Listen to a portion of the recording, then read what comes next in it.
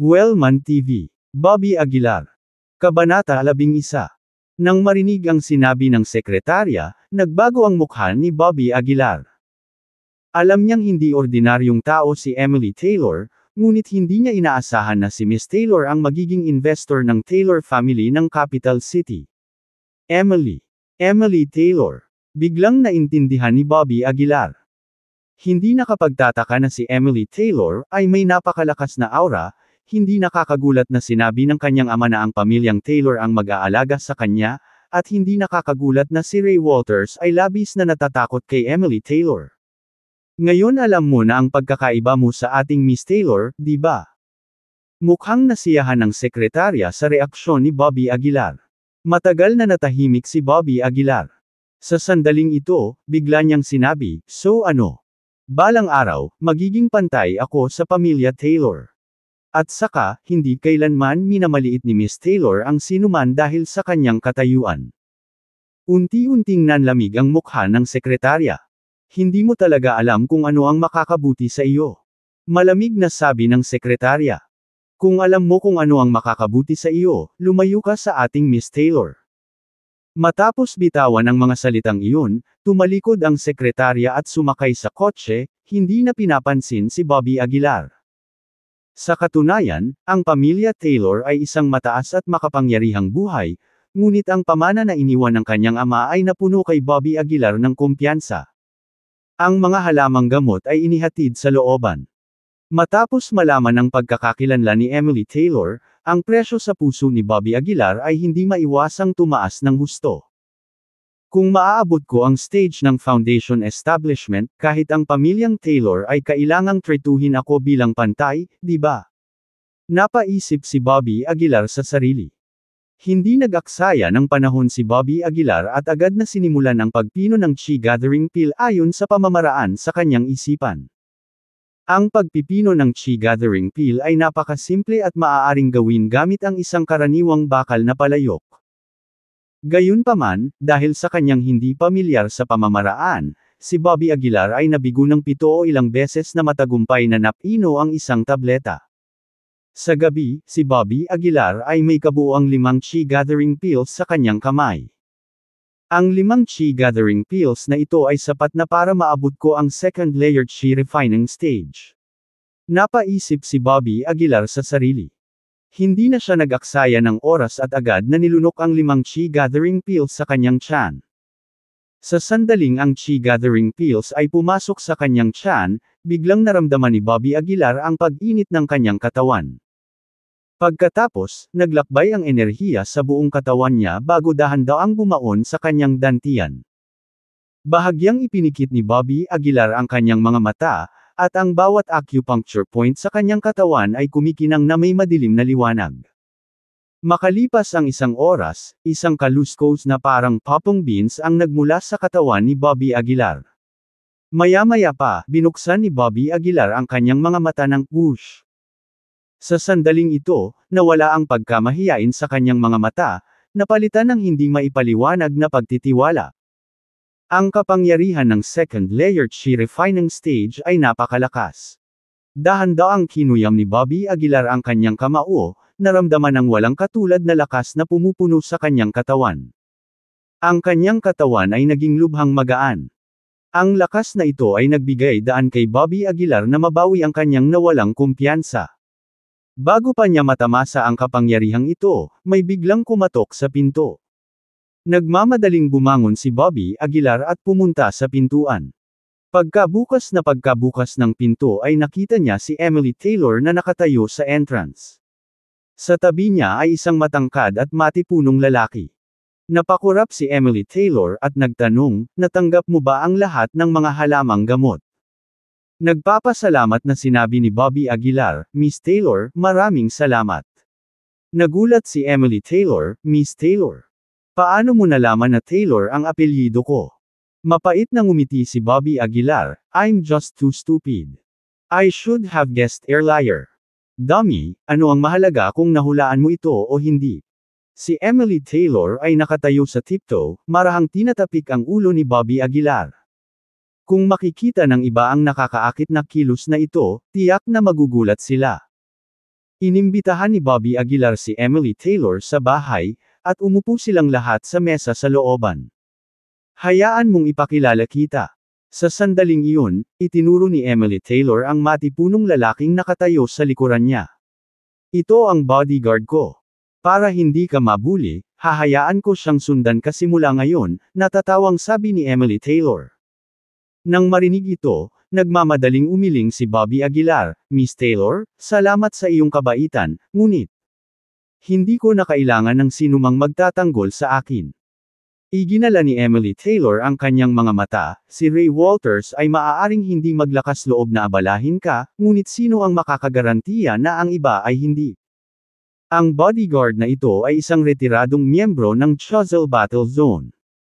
Dapat 7 o 8 tao ang kaya niyang hawakan. Sinulyapan ni Bobby Aguilar ang bodyguard at umiling, ang lakas ko ngayon ay maaaring hindi mas mababa sa kanya. Bakas sa mukha ni Emily Taylor ang pagtataka. Sa impresyon ni Emily Taylor, si Bobby Aguilar ay palaging mapagpakumbaba. Ano ang nangyayari ngayon? Mababa ba ang tingin mo sa akin?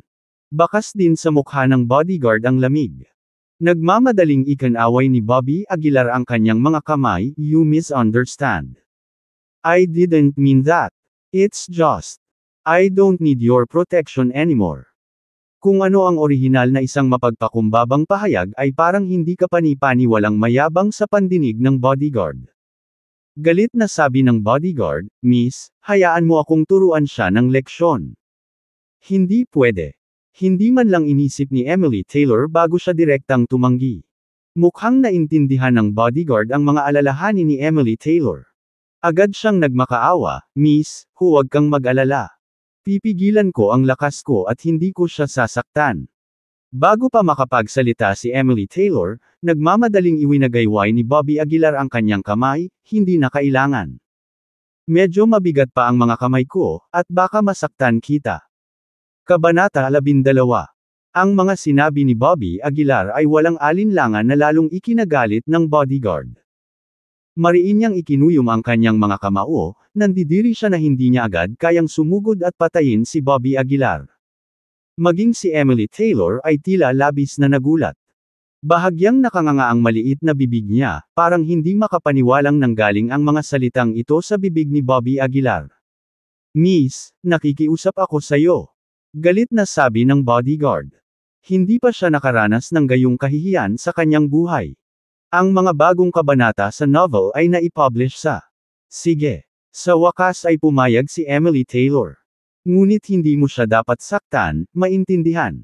Bili ni Emily Taylor. Nagmamadaling tumango ang bodyguard, hinubad ang kanyang suit, inilantad ang kanyang matipunong katawan.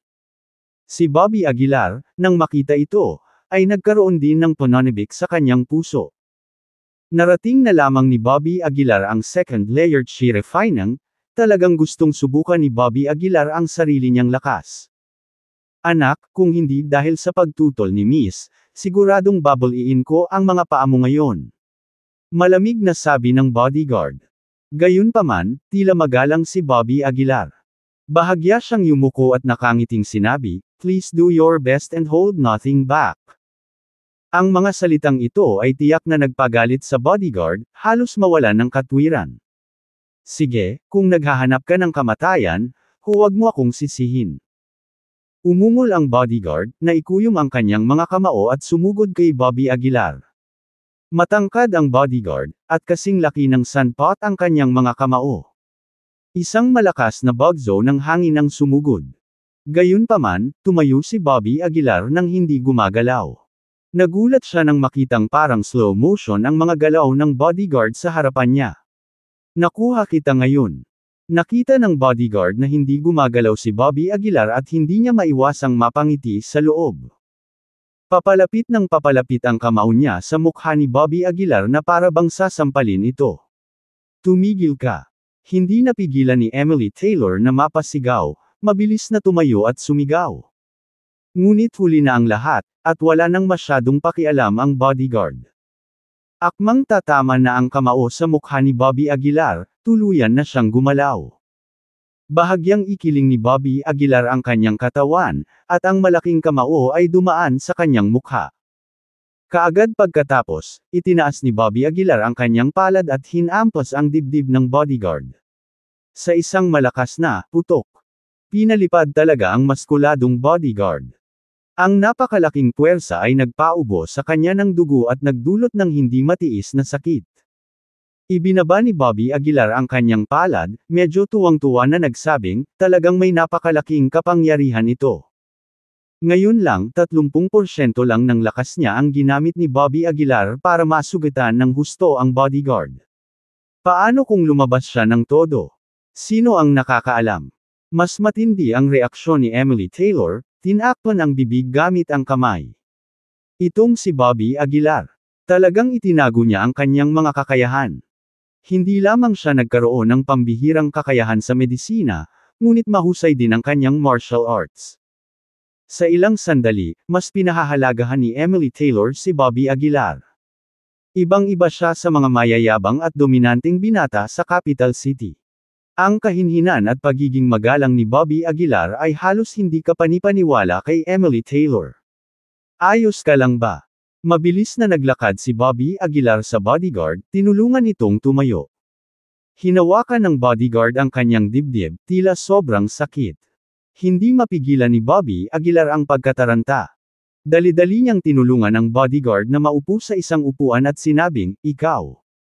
Hintayin mo ako. Kukuha ako ng gamot."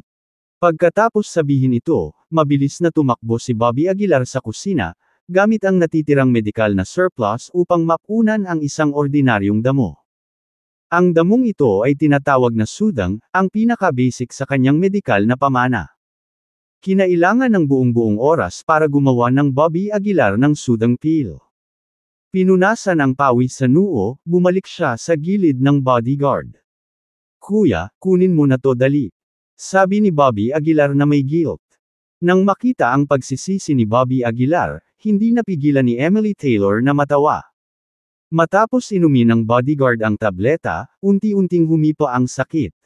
Hinaplos niya ang kanyang dibdib, tumayo, at sinabing, "Mr. Aguilar, I apologize for my rudeness kanina. Please forgive me. Hindi, pasensya na sa hindi ko kontrolado sa aking lakas," paghingi ng paumanhin ni Bobby Aguilar. Napaiyak at napatawa nitong bodyguard, dahil ilang beses na siyang natalo ng husto sa kanyang buhay. Dahil hindi ka kailangan ni Bobby Aguilar, pwede ka na munang bumalik. Sabi ni Emily Taylor sa bodyguard. Tumango ang bodyguard, nagpaalam kina Emily Taylor at Bobby Aguilar, at saka umalis. Sa sandaling ito, gabi na, at ang langit ay puno ng mga bituin.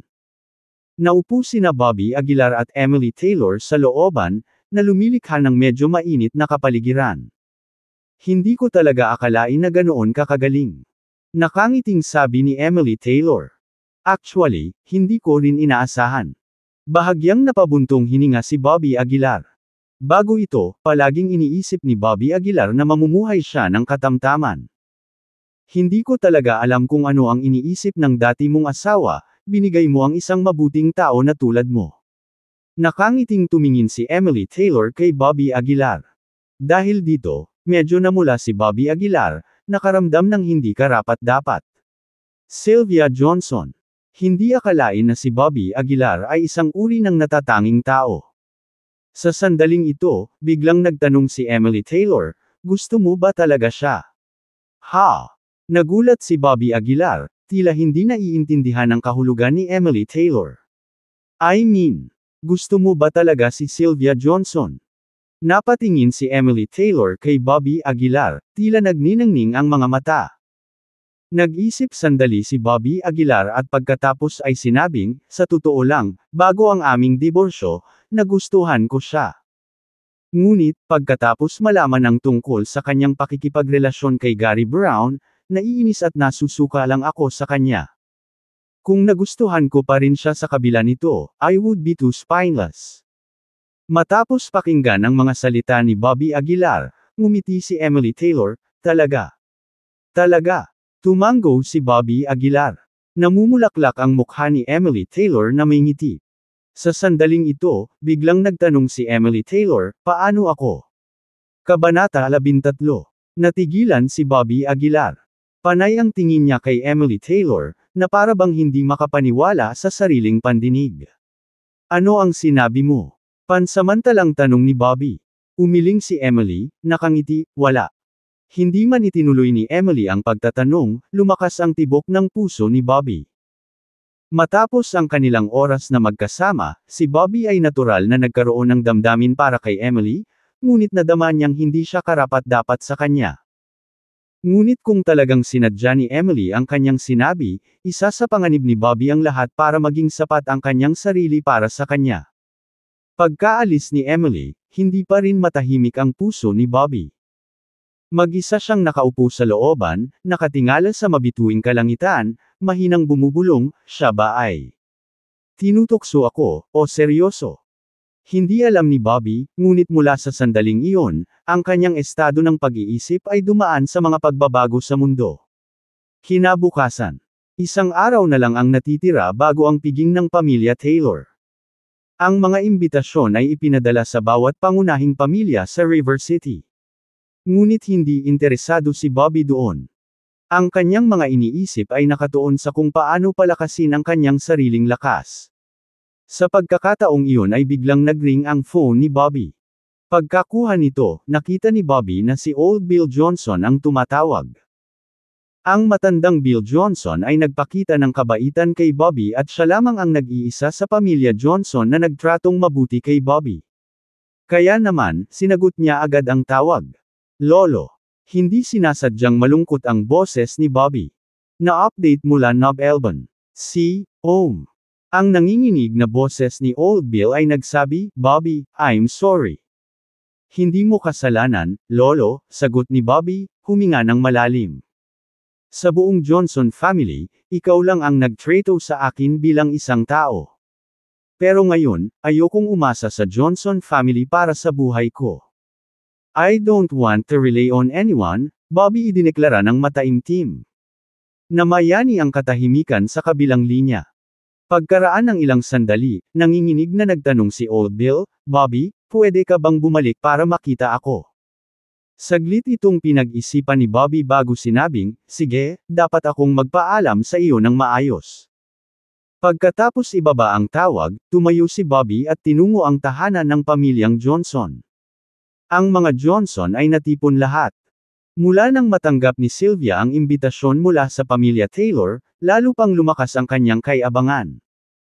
Itinulak ni Bobby ang pinto at pumasok sa tirahan ng Johnson. Pagpasok niya, nakita niya si Old Bill na nakaupo sa isang sulok, mukhang malungkot.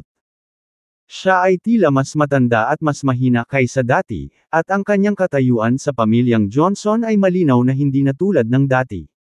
Anong ginagawa mo dito? Hindi sumasang-ayon na tanong ni Brenda Johnson nang makita si Bobby. Umalis ka dali.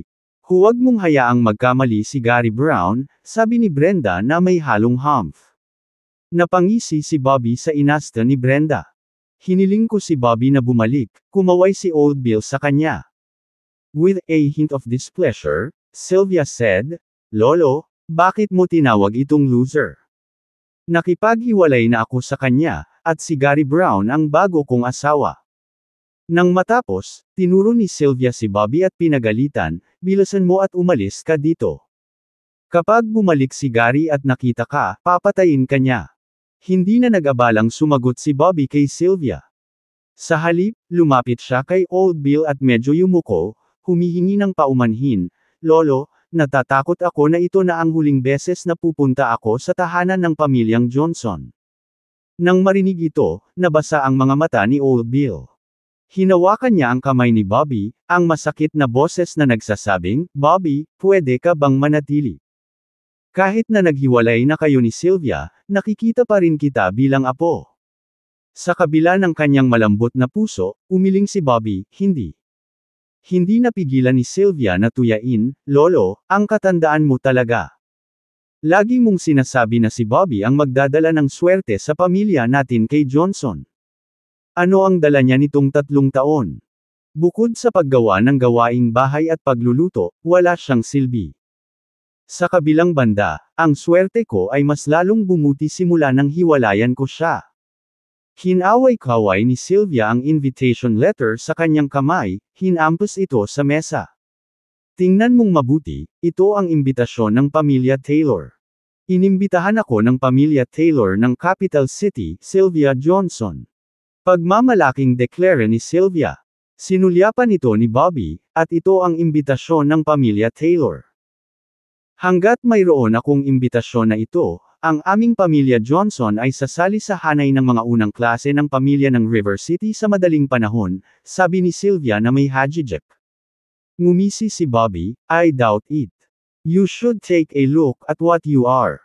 Imbes na magalit si Sylvia, mapang-uyam na sagot nito, nagseselos. Hindi mababago ang katotohanan ng pagdurugo sa akin. Ako, Sylvia, ang may pabor sa pamilya Taylor. At ikaw, palagi kang walang kwentang kabiguan. Hinampas ng matandang Bill ang mesa at galit na sinabi, hold your tongue. Nagsasabi ako ng totoo. Ganti ni Sylvia. Hinawakan ni Old Bill ang kamay ni Bobby na humihingi ng paumanhin at sinabing, Bobby, huwag kang makipagtalo sa kanya. Bata pa siya. Bata pa siya. Hindi napigilan ni Bobby ang matawa sa naisip. Itinuturing bang bata pa ang isang babaeng malapit ng mag-30? Bobby, lumayas ka dito, naririnig mo ba ako? Huwag kang magdala ng malas sa pamilya natin, naiinis na sabi ni Sylvia. Malamig na tinitigan ni Bobby si Sylvia, don't worry, I don't want to stay here for even a minute. Pagkatapos sabihin iyon, yumuko si Bobby kay Old Bill at saka umalis sa tirahan ni Johnson ng may malalaking hakbang. Habang pinagmamasdan ni Old Bill ang umaatres na figure ni Bobby, napuno ng luha ang kanyang maulap na mga mata. Sylvia, pagsisisihan mo ito. Malungkot na sabi ni Old Bill. Regret what? Isa ka lang matandang manghuhula. How could Gary Brown not be better than Bobby? Napangisi si Sylvia. Pagkatapos, halos itinapat ni Sylvia ang liham ng paanyaya sa mukha ni Old Bill. Tingnan mong mabuti. Inimbitahan ako ng mga Taylor. Ako ang pinakamaimpluwensyang tao sa pamilya Johnson. Mariing sigaw ni Sylvia. Ngunit ikanaway ni Old Bill ang kanyang kamay, hindi nagsasalita ng isa pang salita. Wala nang sinuman sa buong pamilyang Johnson ang nagseryoso sa kanya. Pagkatapos ng lahat, sa kanilang mga mata, talagang nanalo sila ng pabor ng pamilya Taylor. Kabanata 14. Kinaumagahan, lahat ng big shot sa River City ay inimbitahan sa manor na bagong binili ng pamilya Taylor. Maging ang mga mayayamang pamilya mula sa Choiseul Province ay dumating para dumalo sa piging na ito. Ang mga bagong kabanata sa novel ay naipublish sa. Ang piging ay naka-schedule sa 9 ng umaga, ngunit ang lahat ay dumating ng maaga upang maghintay sa manor. Sa oras na ito, nagmaneho si Emily Taylor sa Dragon Rising Community. Bobby Aguilar, bilasan mo at bumaba, hinihintay kita sa entrance ng community, tawag ni Emily Taylor kay Bobby Aguilar sa telepono. Bago pa man makapagsalita si Bobby ay ibinaba na ni Emily ang telepono. Pagkatapos ng mabilis na pag-aayos, dumating si Bobby sa pasukan ng komunidad. Nakita niya si Emily na nakasuot ng mahabang damit, naghihintay sa tabi ng sasakyan. Dahil sa kakaibang ugali niya, napatitig sandali si Bobby. Sapat na ba kayo? Inilibot ni Emily ang kanyang mga mata. Natauhan si Bobby, umubo at sinabing, Miss Emily, bakit ka nandito?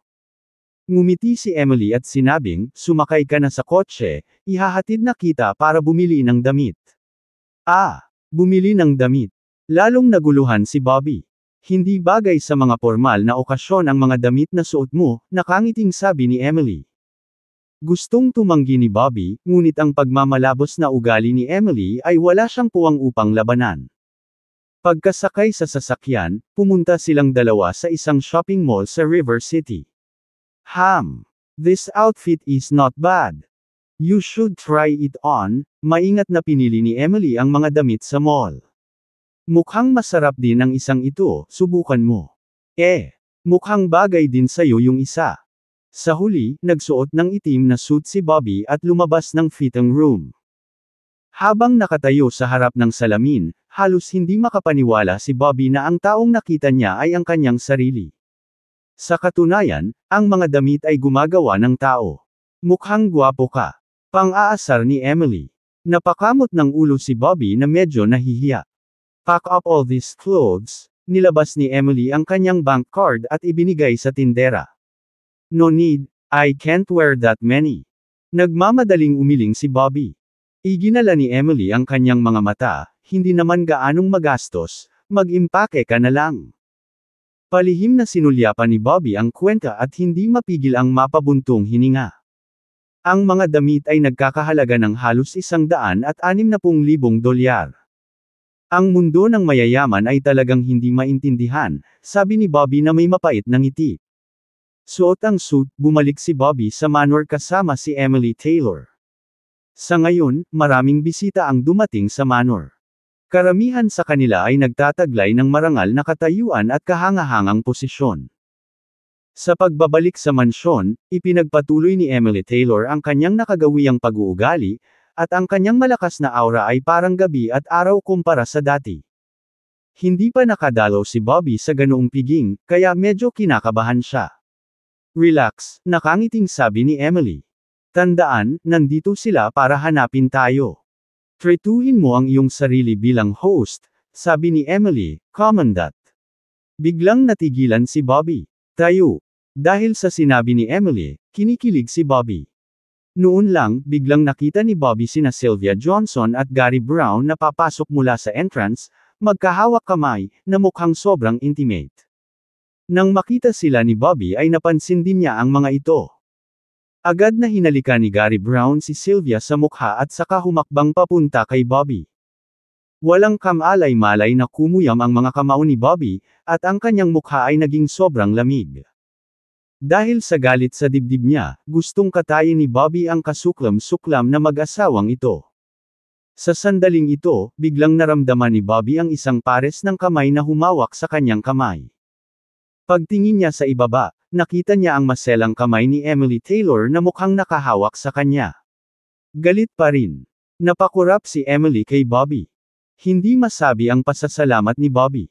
Miss Emily, salamat. Salamat, kinakabahang sabi ni Bobby. Maya-maya, lumapit sa kanila sina Gary Brown at Sylvia Johnson. Napasulyap si Sylvia kay Emily Taylor at hindi maiwasang magselos. Dahil napakaganda ng babaeng ito. Ang kanyang ethereal na ugali ay nagpaputi kay Sylvia kung ikukumpara. Medyo nakaramdam din ng inis si Gary Brown. Paano napunta ang isang magandang babae kay Bobby Aguilar?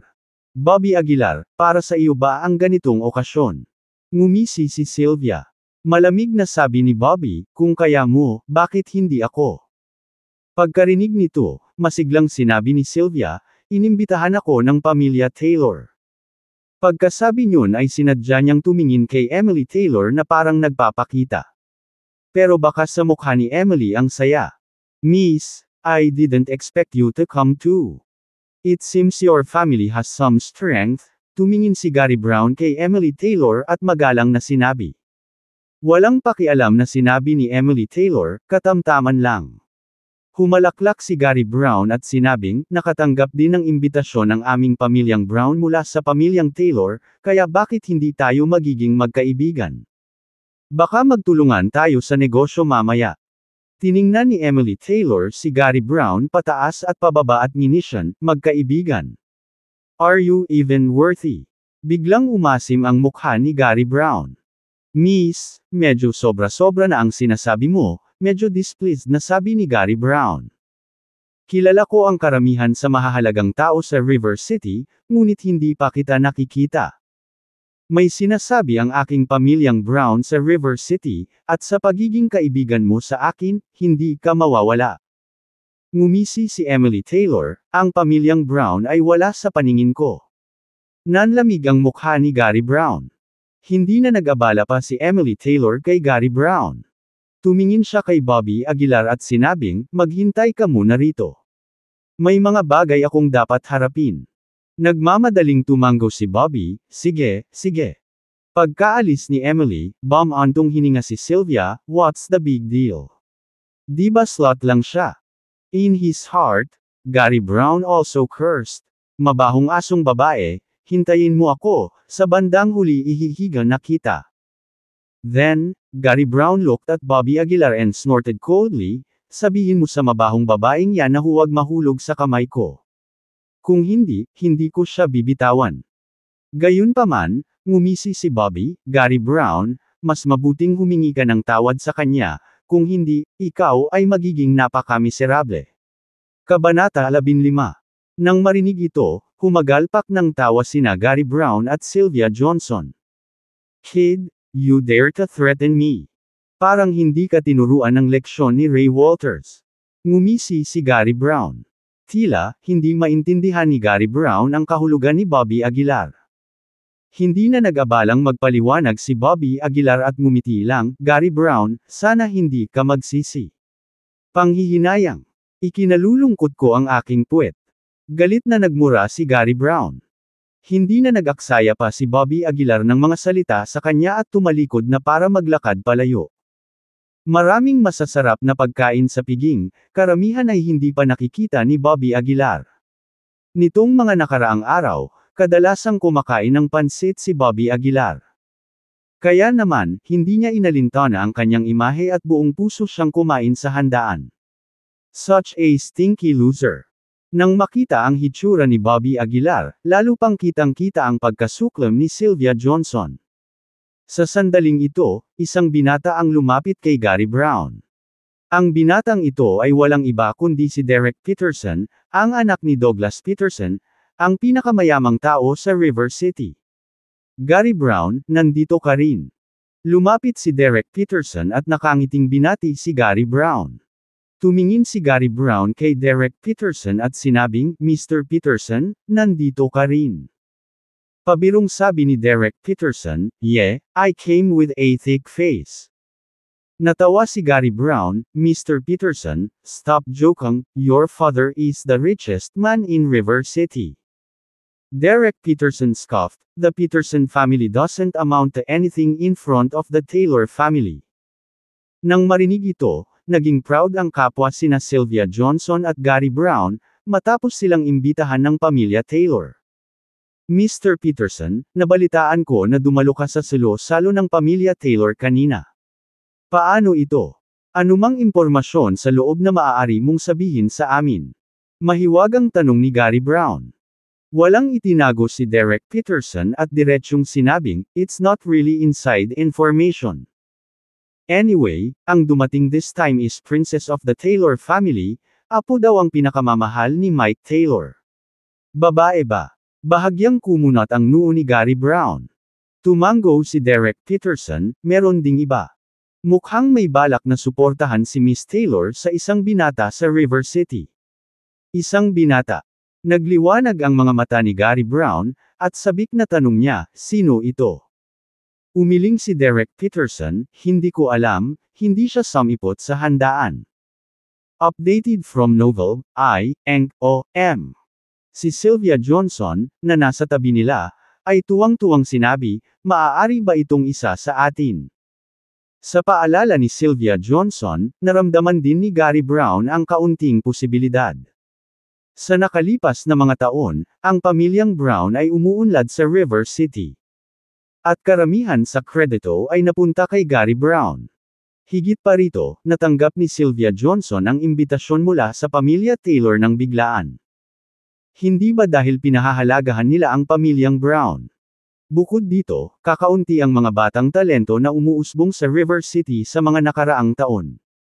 Kung hindi si Derek Peterson, malamang na siya mismo.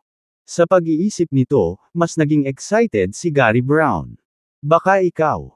Pabirong sabi din ni Derek Peterson. Huwag mong kalimutang hawakan ako pagdating ng panahon. Tinapik ni Derek Peterson ang balikat ni Gary Brown.